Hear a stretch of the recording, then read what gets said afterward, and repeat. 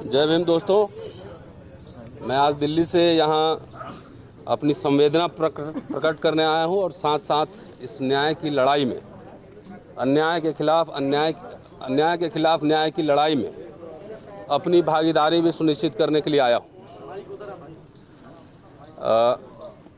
दोस्तों, ये सुसाइड नहीं है, इसको हम सांस्थानिक इंस्टीट्यूशनल मर्डर मानते हैं।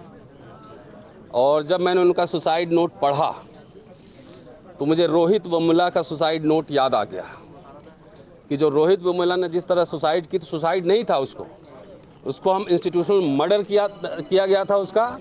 और उस समय भी सरकार थी, इसी आरएसएस बीजेपी की सरकार थी, और उस केस का क्या हुआ, किस तरह से घालमेल किया गया, ये सब हम जानते हैं। सीजीआई के ऊपर जूता फेंका जाना, वाई पूरन कुमार, ये हत्या ही मैं कहूँगा, क्योंकि हत्या का मतलब यह होता है, हत्या सिर्फ सीधा नहीं होता है।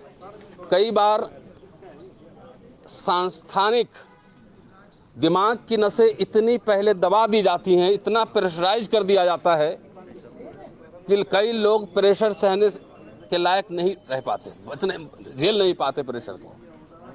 तो दिमाग की नसें इतनी दबा दो कि वो प्रेशर ना झेल पाए और वो मजबूर हो जाए आत्महत्या के लिए। जो आईआईटीज, मेडिकल कॉलेजेस, हर जगह, और मैं आपको एग्जाम्पल, उदाहरण देकर बताऊंगा कि सरकार में, आरएसएस बीजेपी की सरकार में किस तरह से दलितों का, खास तौर से आदिवासियों का, खास तौर से किस तरह से इंस्टीट्यूशनल मर्डर किया जा रहा है, किस तरह से उसको दबाया जा रहा है।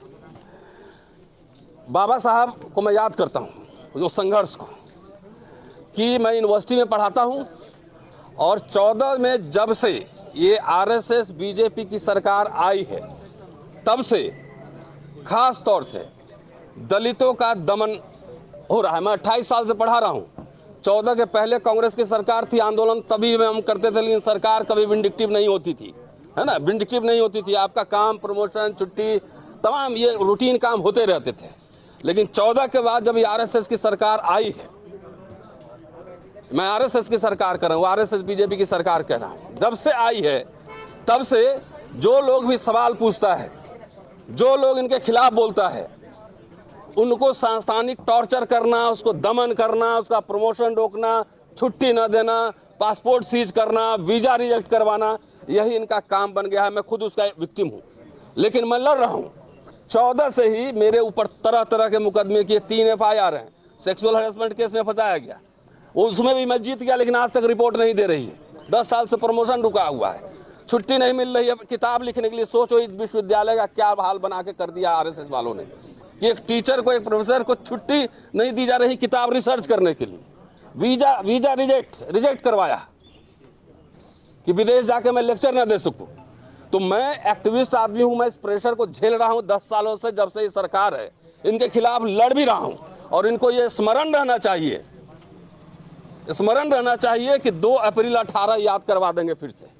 2 अप्रैल 18 फिर से याद करवाएंगे, जब तक कि इसमें जो एक्यूज लोग हैं ये लीपापोती नहीं करे। मैं सुना है कि सरकार के मिनिस्टर भी यहाँ आए हैं, लेकिन भाई सरकार तुम्हारी है, केंद्र सरकार तुम्हारी है, राज्य सरकार तुम्हारी है, सब कुछ तुम्हारा है, तो उसको अरेस्ट करने में क्या दिक्कत है? उसको अरेस्ट करो, पहले डालो थाने में, पहले बाद में होगा उसका प्रोसीडिंग, पहले अरेस्ट करो। चाहे वो डीजीपी ही क्या है, भारतीय संविधान और भारतीय गणराज्य से बड़ा कोई डीजीपी और कोई सेक्रेटरी नहीं है, कानून के ऊपर कोई भी आदमी नहीं। तो उसको गिरफ्तार करने में दिक्कत क्या हुई?